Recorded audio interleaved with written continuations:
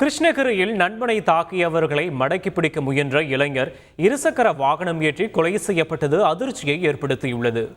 கிருஷ்ணகிரி மாவட்டம் தின்னக்கழனி கிராமத்தில் 4 இளைஞர்கள் மதுபோதையில் பிறந்தநாள் விழா கொண்டாடினர். அவர்களை அங்கிருந்து போகுமாறு அதே பகுதியைச் சேர்ந்த சின்னத்தம்பி, அவரது மகன் வெற்றி ஆகியோர் கூறியுள்ளனர்.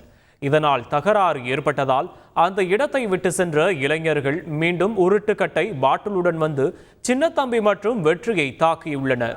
பின்னர் 4 இளைஞர்களும் 2 இருசக்கர வாகனங்களில் தப்பிக்க முயன்றபோது வெற்றியின் நண்பர் கார்த்திக் மடக்கி பிடிக்க முயற்சித்தார்.